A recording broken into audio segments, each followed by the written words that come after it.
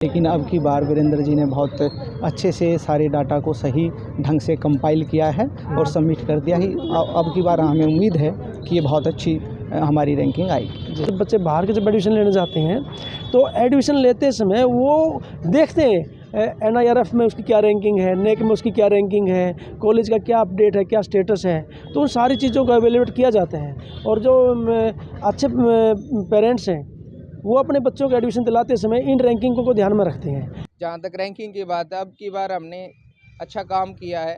हमने नेक भी कराई है, बी+ ग्रेड हमें मिला था नेक में, और इस NIRF में भी हमें उम्मीद है कि अच्छा रैंक हमें मिले। नमस्कार, आप देख रहे हैं हरियाणा उत्सव। मैं हूं भंवर सिंह। हाल के अंदर गोहाना के अंदर मौजूद है। गोहाना का राजकीय कन्या जो कॉलेज है उसकी नेशनल स्तर पर रैंकिंग का आवेदन किया गया है। वो किस तरह का रैंकिंग होगी, काफ़ी सारे यहाँ पे कॉलेज को फ़ायदा होगा।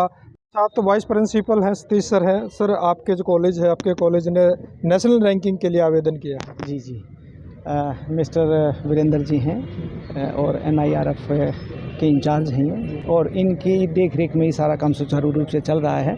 इन्होंने सारा कॉलेज का जो डाटा है वो सबमिट कर दिया है और उन्हें उम्मीद है कि हमारी रैंकिंग बहुत अच्छी आएगी। जी, इसमें मेन क्या क्या चीज़ें देखी जाती है सर? ज़्यादातर जो है इसमें इंफ्रास्ट्रक्चर है, जो भी फैकल्टी हैं, स्टूडेंट की स्ट्रेंथ क्या है, बच्चों के रिजल्ट्स क्या क्या हैं और कितना फंड बच्चों पर हमने खर्च किया है, इसकी सारी की सारी इन्फॉर्मेशन हमने सबमिट कर दी। उसका 3 साल का एक्सपीरियंस हो गया, तो लगातार तीसरी बार आवेदन किया गया है, तो कुछ नया सीखने को मिला। जो कमियां रही पहले थी वो अब दूर कर दी गई। बिल्कुल पहले कुछ कमियां रही थी जिसकी वजह से हमारी रैंकिंग अच्छी नहीं आ पाई थी, लेकिन अब की बार वीरेंद्र जी ने बहुत अच्छे से सारे डाटा को सही ढंग से कंपाइल किया है और सबमिट कर दिया ही।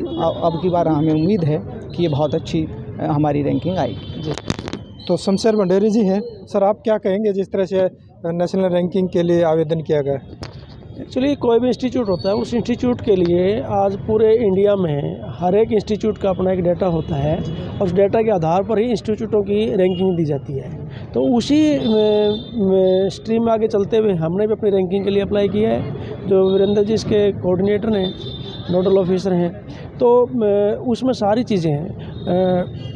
एजुकेशन का क्या अपडेट्स हैं, क्या हमारे बच्चे हैं, बच्चों की क्या स्ट्रेंथ है, क्या परफॉर्मेंस आई है, कैसी हमारी बिल्डिंग है, कैसा हमारा नेक जो हुआ था, नेक में हमारी क्या ग्रेडिंग आई है, उन सारी चीज़ों को टोटल कैलकुलेट करके तब एवेलुएट किया जाता है और तब उसकी रैंकिंग बनती है। और ये एक अच्छी बात है, यदि हमारे कॉलेज की अच्छी रैंकिंग आती है तो नेचुरली कॉलेज से बाहर का जो एनवायरनमेंट है, बाहर वालों को भी पता लगता है कि इस कॉलेज का क्या स्टेटस है, क्या रैंकिंग है। और हमारे बच्चे भी, जब बच्चे कई, वैसे तो हमारे तो रूल ग्राउंड के बच्चे रूल कॉलेज हैं तो इसलिए ज़्यादा नहीं फ़र्क पड़ता, लेकिन बहुत से कॉलेज होते हैं जब बच्चे बाहर के जब एडमिशन लेने जाते हैं तो एडमिशन लेते समय वो देखते हैं NIRF में उसकी क्या रैंकिंग है, नेक में उसकी क्या रैंकिंग है, कॉलेज का क्या अपडेट है, क्या स्टेटस है, तो उन सारी चीज़ों को एवेल्यूएट किया जाता है। और जो अच्छे पेरेंट्स हैं वो अपने बच्चों को एडमिशन दिलाते समय इन रैंकिंगों को ध्यान में रखते हैं। नोडल अधिकारी वीरेंद्र सर हमारे साथ। सर, जैसे कॉलेज की जो रैंकिंग है वो किस स्तर के लिए आपने आवेदन किया है? सर, ये जो नेशनल लेवल का इंस्टीट्यूट होता है NIRF, national institution ranking framework होता है। ये हर ईयर क्या करता है, हम हर ईयर हर इंस्टीट्यूट और कॉलेज इसको अप्लाई करते हैं, अपनी इंफ्रास्ट्रक्चर की डिटेल डालते हैं, स्टूडियो की डिटेल डालते हैं, बजट डालते हैं, सैलरी डालते हैं, अपने इंफ्रास्ट्रक्चर पे कितना पैसा खर्च किया, कितने स्टाफ हैं, कितने स्टूडेंट स्ट्रेंथ हैं, कितने बच्चों की प्लेसमेंट हुई है और कितने बच्चों हायर एजुकेशन के लिए जा रहे हैं, और इंफ्रास्ट्रक्चर पे कितना पैसा लगाया गया है, सैलरी पे कितना लगाया गया है, स्टूडियो पे कितना लगाया गया है, और तमाम तरह की जानकारी दी जाती है कि जो फिज़िकल चैलेंज जो स्टूडेंट्स हैं उनके लिए रैंप वगैरह है या नहीं है, और उनकी उनकी जो सुविधाएं हैं उन पे कितना काम किया गया है, उन तमाम जानकारियों को इसके अंदर भरा जाता है और उस बेसिस पे रैंकिंग आती है। और हमने अपना डाटा एक्यूरेट तरीके से भरा है और हमें उम्मीद है कि हमारा रैंकिंग बहुत अच्छी आएगी पिछले साल के मुकाबले। तो सर, पिछले साल क्या रैंकिंग रही थी और अच्छी रैंकिंग आने के क्या फ़ायदे होंगे इसके? सर, इसका ये रहता है कि पिछली बार हमारी रैंकिंग आ नहीं पाई थी क्योंकि टॉप 200 और 300 की रैंकिंग आती है, ये पूरे नेशनल लेवल का होता है। हमें पता है हमारे देश में लाखों कॉलेजेस हैं, ठीक है। तो पिछली इसमें टॉप 200 या टॉप 300 के अंदर जो आता है उसी को रैंकिंग मिलती है। बाकी हमने पार्टिसिपेट पिछले 3 साल से कर रहे हैं। मैं पिछले 3 साल से नोडल अधिकारी हूँ NIRF का, और पिछले 3 साल से हम पार्टिसिपेट कर रहे हैं इसके अंदर।